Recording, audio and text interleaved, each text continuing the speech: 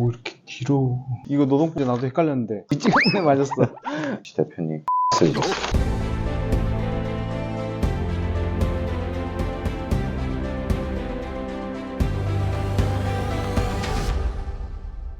안녕하세요. 변호사랑의 저는 사법시험 출신 최승현 변호사고요. 저는 로스쿨 출신 김진영 변호사입니다. 자, 오늘은 2025 대학 수능 시험 중에 저희 업무하고 관련이 있어 보이는 정치와 법 과목을 한번 풀어보려고 합니다. 얼마나 어려운지, 수험생들이 얼마나 고통스러웠을지 한번 직접 체험해 보겠습니다. 저로서는 한 30년 만에 이렇게 큰 문제지를 받아보는 것 같아요. 우리 김진영 변호사님 몇 년 만이시죠? 저는 07학번이어서 저도 한 17년, 18년 정도 생각했습니다. 긴장이 됩니다. 대학 수능 시험 때 실제로 주어지는 시간은 30분이라고 하네요. 문제는 20문항이고요. 저희도 똑같이 풀어보겠습니다.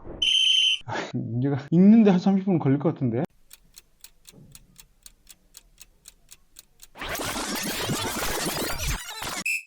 저희가 시험 풀어보고요. 채점까지 했는데요. 제가 수능을 본 지 더 오래됐는데 제가 더 많이 맞았네요. 저는 한 문제 틀렸습니다.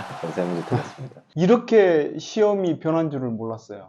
여기는 온갖 기호가 A, B, 뭐 갑을 뭐 T까지 나왔까. 와, 너무 놀란 게 한 문제를 푸는데 두 개의 지문을 해석을 하고 내지는 한 세 개의 지문까지 해석을 해야 되는 문제가 있어서 야, 이건 문제를 해석하는 게 큰 문제겠다. 지문을 읽고 이게 제형 법정주의를 설명하는 거구나. 도출을 해내는 데까지 상당히 시간이 걸리고 그 다음에 그 아래 지문하고 또 연결시켜야 되는 수험생들이 이런 고난이도의 시험을 보고 있었군요. 좀 고생 많으셨습니다. 저는 일단은 20번 문제를 보고 굉장한 악의를 느꼈고 마지막에 이런 걸 찔러놓고 참 제가 좀 특이했던 거는 저 시험 볼 때는 틀린 것을 고르시오 이것도 많았거든요. 근데 이거는 전부 다 그냥 옳은 것을 고르시오라고 되어 있더라고요. 그러니까. 그게 좀 달라진 부분 같습니다. 저희 둘이 다 법률 전문가이긴 하지만 주로 이제 저희가 소속돼 있는 법무법인 태아에서는 형사 사건이나 가사 사건을 주로 많이 취급을 하고 가끔 민사 사건도 취급을 하지만 헌법이나 이런 문제는 접해볼 기회가 별로 없고 또 저 같은 경우는 사법시험 시절에 노동법이 선택 과목으로 제가 채택을 해서 노동법을 보기는 했었지만 한 20년 가까이 된 상황이라서 갑작스럽게 노동법 문제가 와서 굉장히 당황스러웠고요. 그걸 풀자니 이게 노동법이 시대에 따라 계속 변경되어 온 법이라서 이게 내가 알고 있는 지식이 맞나 하는 생각이 들 정도로 결국엔 그 문제는 찍었는데 저는 맞았고요. 전 틀렸습니다. 우리 노동법을 공부해 본 적이 있나요? 노동법 저도 선택 과목이었는데 사실은 변호사 시험에서 노동법이 저한테 시련을 좀 안겨주긴 했는데 이번에도 발목을 잡네요. 국제연합 부분은 우리 둘이 다 틀린 문제인데요. 이 부분은 참 어려운 것 같아요. 국제법 관련 분야는 특히나 많이 접할 기회가 없기 때문에 그 부분은 어려웠던 것 같아요. 저는 아직 B가 뭔지 모르겠습니다. 저도 지금 국제연합 관련해서 답은 봤는데 그 답이 왜 그 답인지를 아직 이해를 못 하겠는데 나중에 찾아보겠습니다.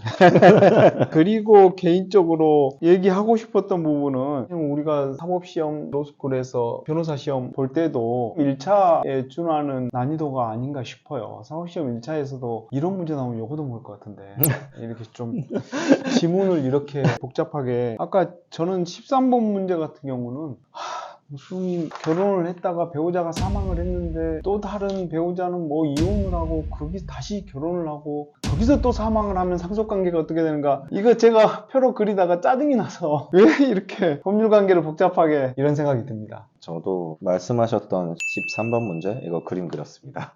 일단은 문제만 봤을 때는 와 이런 일이 일어나겠나 싶은데 실제로 이런 일이 일어납니다. 그래서 저희가 사실 가사 사건에서 주로 다루는 건 이제 이혼 사건들이 많은데 그 내용을 문제화시키는 만만치는 않을 거라고 생각을 해요. 그래서 상속 위주로 해가지고 설명이 됐는데 상속은 누구나 좀 피해가기 어려운 문제 아니겠습니까? 그 부분에 있어서도 좀 정확한 전문가의 조언을 받으셔야지 큰 분쟁을 막을 수 있고 수월하게 처리를 할 수 있으니까 그런 부분에 있어서도 저희가 도움을 드릴 수 있을 것 같습니다.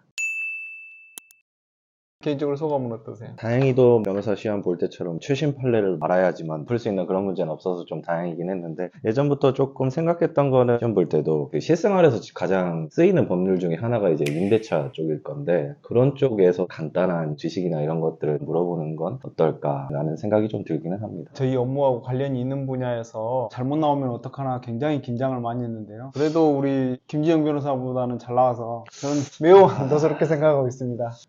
조금 수험생들한테 먼저 해주고 싶은 말은 저희는 정치와 법 과목만 봤지만 다른 과목도 이런 경향으로 문제를 냈다 그러면 수험생들 정말 극한 직업이었나. 고생이 많으셨고요. 우리나라에서는 대학 관련해서 좌지우지하다 보니까 대학 수능 시험이 굉장히 중요성이 부각되고 있는 면이 있기는 한데 대학 수능 시험 잘 보면 좋죠. 잘 보면 좋지만 4차 산업혁명 이루어지고 이런 순간에 공부를 잘해서 그럴듯한 직업을 가지고 이런 격차는 점점 줄어들 거라는 생각이 들어요. 그래서 내가 수능을 이번에 망쳤어. 이렇더라도 크게 절망하지 않으셔도 된다는 말을 한번 전해드리고 싶어요. 모쪼록 이제 노력하신 만큼 좋은 결과 있길 바라고 앞으로도 좋은 일만 있기를 기원하겠습니다. 지금까지 저희가 2025 대학 수능 시험 한번 풀어봤습니다. 저희한테도 유익한 경험이었던 것 같고요. 방송을 보는 여러분들도 좀 흥미롭게 봐주셨으면 좋겠습니다. 지금까지 변호사랑의 사법시험 출신 최승현 변호사였고요. 로스쿨 출신 김진영 변호사였습니다. 고맙습니다. 고맙습니다.